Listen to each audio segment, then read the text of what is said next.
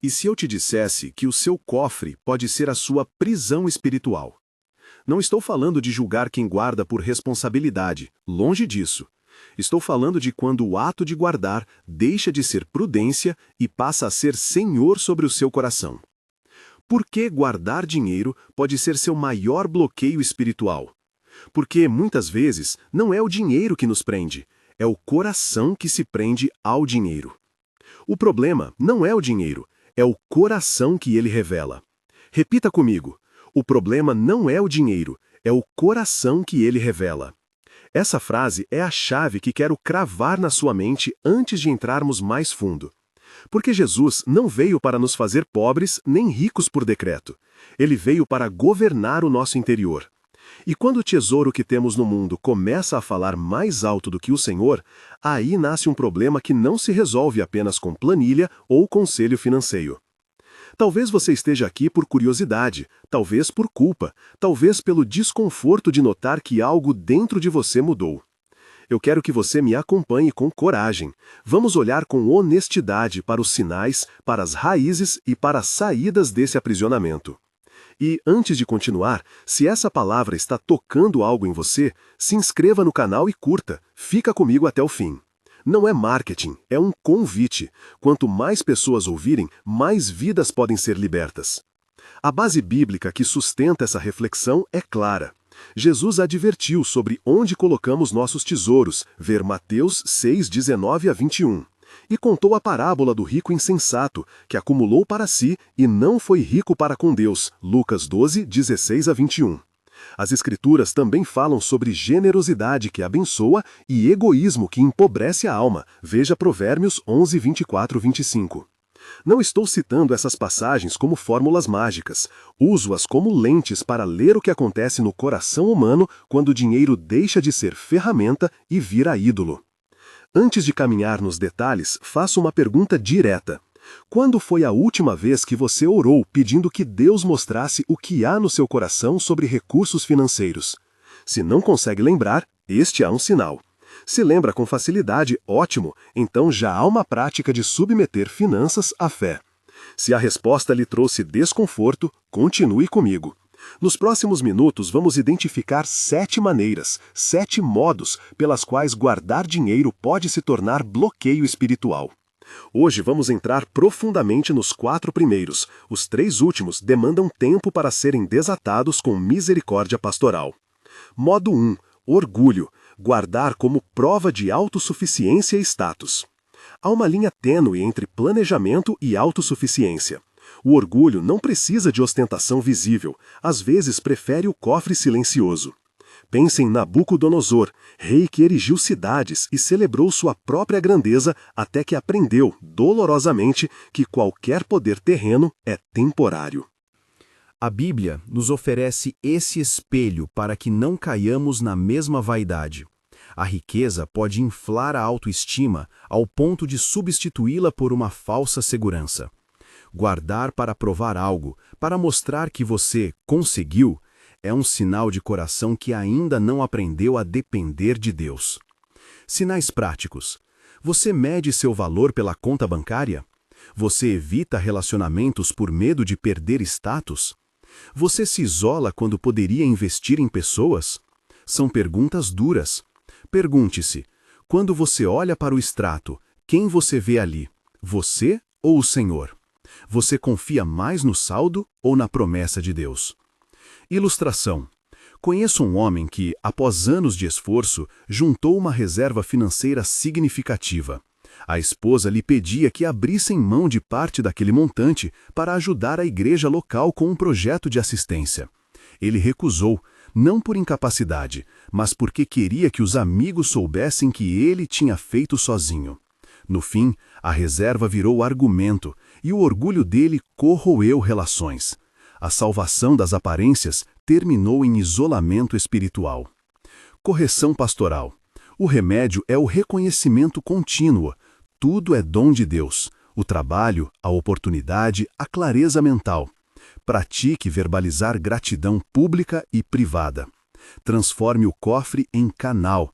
Destine uma parte intencional do que guarda para causas que reflitam o reino. Quando o ato de guardar for acompanhado de gestos concretos de reconhecimento, o coração muda. Modo 2. Insensatez, teimosia. Guardar por medo obstinado, recusar conselho e partilha. Existe um tipo de poupar que nasce do medo, não da prudência amorosa, mas do aperto que fecha o coração. A insensatez bíblica, a recusa em ouvir conselho e partilhar, é ilustrada na parábola do rico insensato, Lucas 12. Ele planejou maiores celeiros, concentrou-se no acúmulo e, sem perceber, deixou de lado a vida com Deus. Guardar por pânico, por medo de falta que ainda não aconteceu, é semear isolamento e cegueira espiritual. Sinais práticos. Você evita dar mesmo quando há necessidade clara? Você recusa conselho financeiro ou espiritual por desconforto? Você prefere manter controladoras reservas ao ouvir lideranças que sugerem partilha? Pergunte-se, o que move sua mão quando decide não abrir a carteira? Medo, planejamento ou falta de fé? Ilustração.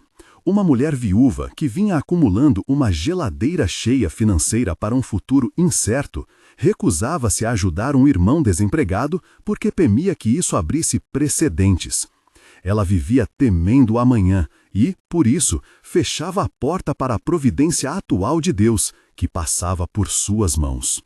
Correção pastoral.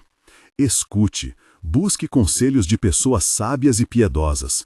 Estabeleça um plano que contemple reservas e, ao mesmo tempo, espaços intencionais para a generosidade. A prudência não é impedida, ela é alinhada com amor. Em vez de acumular por pânico, cultive uma disciplina que inclua partilha regular. O coração se ajusta quando obediência é repetida. Modo 3. Desonestidade/manipulação. Guardar para controlar.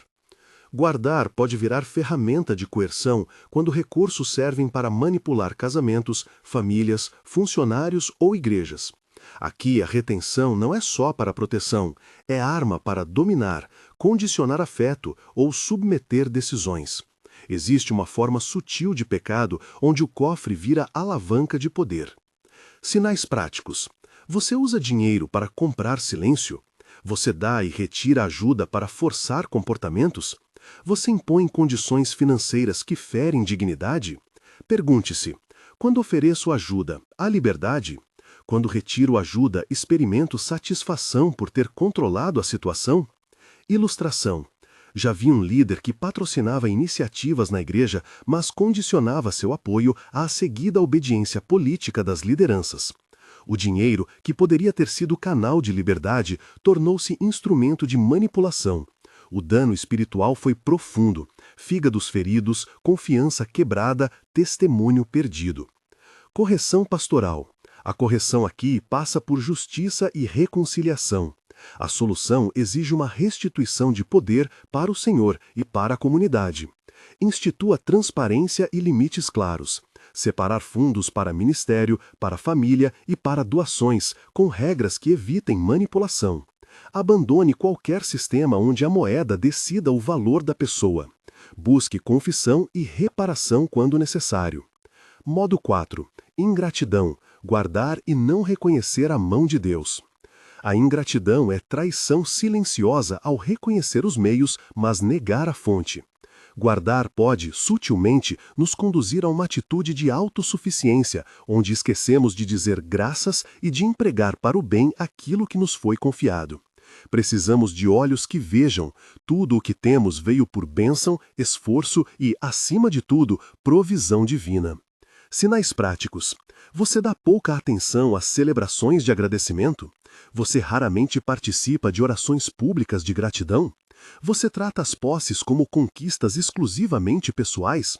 Pergunte-se, em quantas decisões recentes eu disse obrigado, Senhor, antes de atribuir o mérito a mim mesmo? Ilustração. Um pequeno empresário que cresceu na fé começou a pagar tudo com generosidade. Com o tempo, sua gratidão esfriou, passou a contar apenas o crescimento patrimonial. Quando uma crise veio, a falta de uma cultura de reconhecimento fez com que ele perdesse a comunidade que poderia tê-lo sustentado, porque não havia relação de gratidão que o amparasse no dia da necessidade. Correção pastoral. Reforce práticas de gratidão. Antes de checar o saldo, agradeça. Crie ritos simples, uma porcentagem de cada lucro dedicada a ações de graças. Reuniões periódicas onde você conta a Deus as portas abertas. Gratidão transforma cofre em altar. Mini ganchos. Veja o sinal número 3 e perceba se você já fez isso sem perceber. Esses primeiros 4 modos já mostram como a prática de guardar sem um coração bem alinhado pode construir barreiras invisíveis entre você e Deus. Mas há mais camadas. Observe suas respostas às perguntas que eu lancei. Escreva-as, não apenas as pense. A introspecção é o primeiro passo para a libertação. Antes de prosseguir, quero que você responda a mais 2 perguntas com honestidade. Se hoje perdesse metade do seu patrimônio, qual seria sua primeira reação? Medo, raiva ou alívio? E em quem você pensaria primeiro? Em si mesmo, em Deus, nos outros? Essas respostas revelam onde sua confiança repousa.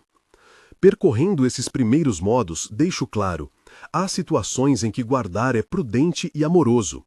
Ter uma reserva para emergências, planejar o futuro dos filhos, prover segurança no lar, tudo isso pode e deve ser feito. Eu não estou aqui para condenar a poupança responsável. O que denuncio é o coração que usa a prudência como desculpa para não servir, para não sacrificar, para não crescer em generosidade.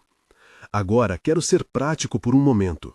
Mesmo antes de entrar nos 3 modos restantes, proponho 2 ações simples que você pode começar hoje. Primeiro, faça um inventário de coração. Escreva ao menos 10 motivos pelos quais você guarda dinheiro. Seja honesto. Segundo, estabeleça uma pequena oferta de teste. Por 30 dias, separe conscientemente 2% do que guarda e destine a alguém ou a uma causa sem envolver orgulho ou exibição. Observe o que isso faz no seu interior. Não prometo riqueza por isso.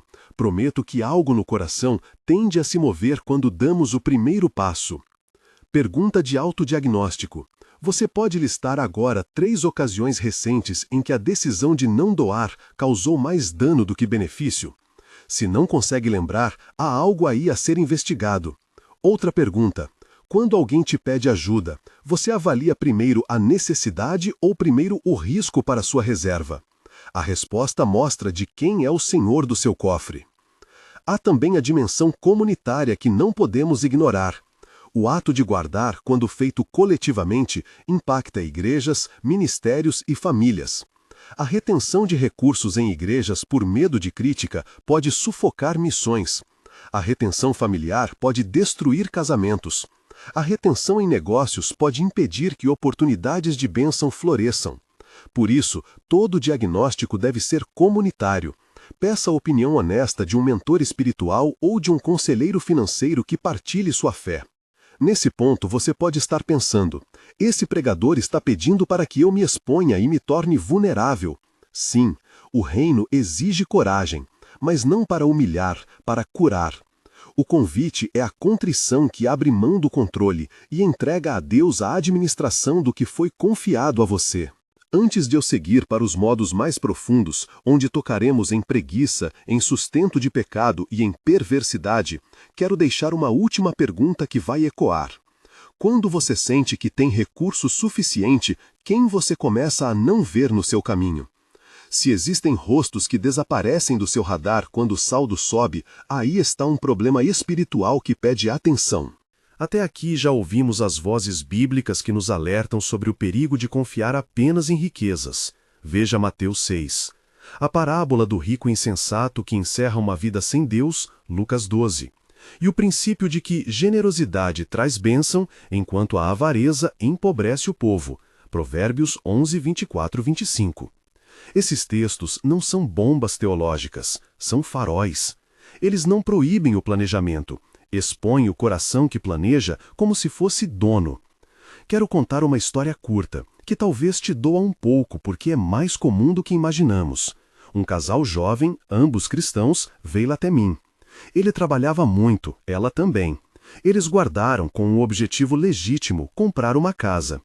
No caminho, receberam oportunidades de servir uma comunidade carente perto de sua cidade. Decidiram priorizar a compra. Mais tarde, o esposo confessou que durante aquele período notou seu coração endurecer. Ele deixou de visitar a igreja, deixou de acolher pedidos simples de ajuda e ganhou um senso de merecimento baseado no esforço. Anos depois, com a casa comprada, olharam para trás e perceberam que o que haviam acumulado custou-lhes tempo de discipulado e relacionamentos que nunca voltariam. A casa era boa, o que se perdeu no caminho não. A lição: decisões financeiras têm custo espiritual. Esse custo é muitas vezes invisível, porque o dinheiro fala de liberdade e segurança. Mas essa mesma segurança pode se transformar em cárcere quando ela substitui a dependência de Deus por confiança em bens. A pergunta-chave que eu sempre faço para quem me procura é: o que você faria se tudo sumisse amanhã? Se a resposta é fugir em pânico sem se voltar para Deus, então há uma aliança secreta com a posse. Estou chegando a um ponto de transição. Os 4 modos que desdobramos já mostram um arco, do sutil ao mais explícito, do orgulho à ingratidão. Ainda restam 3 modos que tocam feridas mais profundas: a preguiça sustentada por reservas, o uso da poupança para alimentar vícios e práticas reprováveis e a perversidade onde riqueza é convertida em máquina de opressão. Esses modos têm consequências práticas para famílias, igrejas e sociedades. Eles exigem exortação firme e graça para a transformação. Antes de seguir, mais 2 perguntas para você responder em silêncio ou anotar. Você usa sua reserva para justificar a sua inação ou a de pessoas próximas? E você já percebeu a sua reserva como instrumento que protege escolhas questionáveis? Se a resposta for afirmativa, saiba que já estamos tocando numa ferida que precisa de confissão e de correção. Agora, respire com calma. Reconhecer não é ser condenado. Aqui há caminho. O propósito deste diálogo não é te envergonhar, mas te orientar para que o cofre volte a ser instrumento e não senhor. Ainda faltam 3 modos a expor, lições práticas a consolidar e um plano claro com passos mensuráveis. Vamos com coragem. Quero que nos próximos momentos você esteja disposto a olhar para essas questões com honestidade radical, sabendo que o objetivo é restaurar liberdade e serviço. Quando voltarmos a falar dos próximos modos, vamos também construir juntos um plano concreto de 4 passos que você poderá aplicar já. Não será uma fórmula de prosperidade, e sim um roteiro de mordomia. Como alinhar reservas com generosidade, como instituir limites saudáveis e como reparar o uso indevido de recursos. Mas antes disso, é essencial que você tenha feito o inventário de coração que sugeri e tenha respondido com sinceridade às perguntas de autodiagnóstico. Essas ferramentas serão a base para a transformação que vem pela prática e pelo arrependimento real. Permaneça atento ao próximo segmento, onde enfrentaremos os elementos mais escuros do apego ao dinheiro, não para nos afundar em culpa, mas para abrir uma porta de libertação onde a pregação encontra a prática e o arrependimento encontra ações concretas. Modo 5. Preguiça, quando a reserva vira justificativa para a inação. Há uma armadilha silenciosa. Ter uma poupança confortável pode, de modo perverso, alimentar a preguiça, não apenas a preguiça de trabalhar, mas a preguiça espiritual de não agir, de não cultivar dons, de não investir tempo em discipulado. A provisão que deveria liberar serviço pode, ao contrário, anestesiar a compaixão. No sentido bíblico, preguiça não é só ociosidade, é falha de corresponder ao chamado. Quando a reserva se torna desculpa para deixar de plantar, o coração começa a enrijecer. Sinais práticos. Você adia decisões vocacionais citando segurança financeira? Você tolera inércia em membros da família porque há dinheiro para isso? Você evita o risco de servir em ministérios que custam tempo porque prefere preservar o conforto? Pergunte-se: a minha reserva protege a missão ou me impede de cumpri-la? Base bíblica breve. O ensino das Escrituras vê o trabalho e a responsabilidade como parte do chamado, veja Provérbios contra a preguiça. E Paulo incentiva o labor honesto para não ser pesado sobre ninguém. Ter provisão não exime da ação cristã, antes exige maturidade no uso do tempo e dos talentos. Ilustração. Lembro de um jovem que herdou uma reserva dos avós e por isso deixou de investir em capacitação pastoral. Ele preferiu viver do legado e, com o tempo, perdeu a fome por servir. O recurso que poderia ter sido alavanca para ministério tornou-se muleta que freou vocação. Correção pastoral. Estabeleça metas de uso do tempo e do talento alinhadas com sua fé. Faça um pacto consigo mesmo. Para cada mês de descanso ou lazer financiados pela reserva, dedique um mês de serviço voluntário ou estudo que avance sua vocação.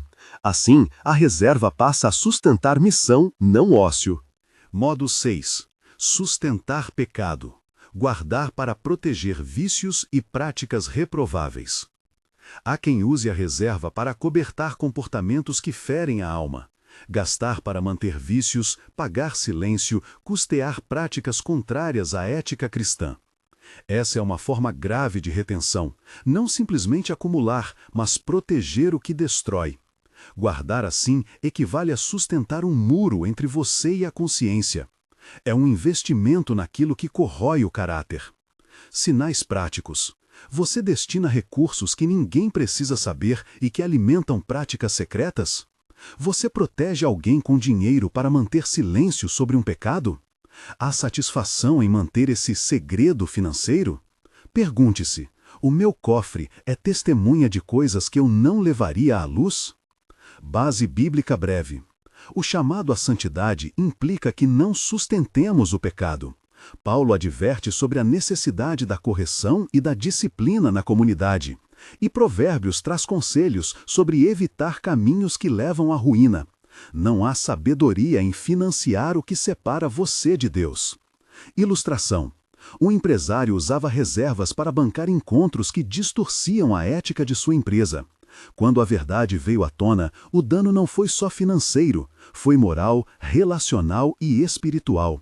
O que parecia proteção era, na verdade, capitulação ao pecado. Correção pastoral. Traga clareza. Faça um balanço honesto. Identifique saídas de caixa que você não explicaria à sua esposa, à sua igreja ou ao seu pastor. Se algo apareceu, confesse e repare quando possível. Corte linhas de gasto que alimentam práticas reprováveis. Peça ajuda profissional e espiritual. A libertação, muitas vezes, vem na combinação de conselho prático e oração. Modo 7. Perversidade. Riqueza transformada em máquina de opressão. No ápice do decaimento espiritual está a perversidade. Usar recursos para explorar, oprimir, silenciar injustiças ou construir sistemas que marginem. Aqui, o ato de guardar se transforma em projeto de injustiça. A riqueza deixa de ser meio e torna-se fim para dominar e perpetuar estruturas de poder que ferem o semelhante. Sinais práticos. Você lucra com a exploração alheia? Você fecha os olhos para práticas injustas em seu negócio porque o resultado compensa? Você financia políticas ou práticas que prejudicam os vulneráveis? Pergunte-se: de quem eu me esquivo quando a riqueza questiona minha consciência? Base bíblica breve. As Escrituras têm voz forte contra os que oprimem. Os profetas denunciam os ricos que desprezam os pobres. Jesus ensinou sobre o cuidado com os pequenos e sobre o juízo que espera quem usa dons para maltratar. Provérbios 28:27 e outras passagens chamam a generosidade que protege o necessitado. Ilustração. Uma rede de negócios que prosperava diminuindo salários e ignorando segurança trabalhista. No curto prazo, lucros cresceram. No longo prazo, vidas foram feridas, reputações destruídas e portas fechadas. O dano foi social e espiritual. Correção pastoral. Reavalie práticas. Institua políticas que respeitem dignidade humana. Transforme a lógica do lucro imediato em serviço sustentável. Se você tem poder de decisão, use-o para proteger, não para precarizar. Confesse erros publicamente quando necessário. A reparação social faz parte da conversão. Clímax, o convite ao exame profundo e à entrega. Até aqui, examinamos 7 modos pelos quais o ato de guardar pode se tornar bloqueio espiritual. O padrão é claro, não é a ação em si, mas a intenção que habita o coração. O ponto culminante desta mensagem é um convite radical e amoroso: traga tudo à luz. A transformação começa quando voltamos o olhar para aquilo que, silenciosamente, ocupa o trono do nosso interior. Faça agora uma pausa honesta, não para se castigar, mas para se discernir. Perguntas finais de autodiagnóstico para você responder com franqueza. 1. Quando pensa em perder suas reservas, qual é sua primeira emoção dominante? Pânico, raiva, apatia ou confiança? 2. Em decisões financeiras recentes, qual voz pesa mais? A do medo, a da sabedoria, a da imagem ou a de Deus? 3. Você lembra de momentos em que o seu recurso poderia ter ajudado alguém e você preferiu não usar? Quantas vezes? 4. Você usa sua reserva para manter uma aparência social ou para sustentar serviço? 5. Se alguém pedisse que você desse uma parte significativa do seu dinheiro para socorrer necessitados agora, qual seria sua reação imediata? Se as respostas trazem desconforto, esse incômodo é o início da graça. Reconhecimento é porta de entrada para a mudança. Trocar o cofre pelo altar, simbologia e prática. Tenho pedido a muitos que fazem este caminho que pratiquem um gesto simbólico, não por superstição, mas por disciplina espiritual. Escolha hoje algo que represente o que você guarda, uma imagem, um número no extrato, uma caixa simbólica e leve isso em pensamento ao altar. Faça uma pequena cerimônia doméstica, leia uma passagem que toca seu coração, por exemplo, Mateus 6, 19 a 21 ou Lucas 12, 16 a 21, ore pedindo visão e decida um primeiro passo concreto que demonstre entrega. Não se trata de doar tudo às pressas, nem de descartar prudência. Trata-se de alinhar intenção e ação. O cofre pode permanecer, mas o altar deve recuperar primazia. Quando o coração muda, o uso do dinheiro naturalmente muda. Plano prático: 4 passos mensuráveis para alinhar seu coração e suas reservas. Aqui está um roteiro de ação, prático, mensurável e pastoral, para você começar hoje. Não é mágica, é disciplina que, unida à oração, produz mudança. Passo 1. Inventário com intenção. Prazo: 7 dias. Reserve 1 hora esta semana e liste todas as razões pelas quais você guarda. Seja minucioso. Emergências, aposentadoria, orgulho, controle, preguiça, medo, vocação, herança. Para cada item, escreva a intenção verdadeira, seja honesto. Ao fim, identifique pelo menos uma motivação que precisa ser transformada. Passo 2. Regra de generosidade temporária. Prazo: 30, 90 dias. Escolha uma porcentagem realista e desafiadora daquilo que você costuma guardar para destinar à generosidade por um período definido. Pode ser 2% por 30 dias, se isso já foi sugerido antes, ou 5% por 90 dias, dependendo da sua realidade. O objetivo é criar um músculo espiritual. A prática repetida muda o coração. Não prometa que isso trará riqueza. Prometa apenas obediência e observação do que acontece internamente. Passo 3. Prestação de contas. Prazo: iniciar em 14 dias. Compartilhe seu inventário e seu plano com uma pessoa de confiança, um mentor espiritual, um conselheiro financeiro de fé ou seu líder de igreja. Peça que essa pessoa examine seu plano e acompanhe seus passos. A prestação de contas impede que o orgulho se esconda e dá suporte quando aparecem justificativas. Passo 4. Corte e reparação. Prazo: 60 a 120 dias. Se o inventário revelou gastos que sustentam pecado, manipulação ou injustiça, elabore um plano de corte dessas saídas. Paralelamente, identifique reparações possíveis, restituições, pedidos de desculpas, transparência com aqueles afetados. Confissão sem ação não completa a cura. Passo 5. Planejamento equilibrado. Prazo: 30 dias. Monte um orçamento que contemple reservas de emergência razoáveis, o suficiente para proteger família sem gerar idolatria, investimentos prudentes e uma linha fixa de generosidade. O objetivo é não eliminar segurança, mas integrar segurança e serviço. Procure orientação financeira confiável para definir percentuais que façam sentido para sua família. Passo 6. Prática comunitária. Prazo: iniciar em 90 dias.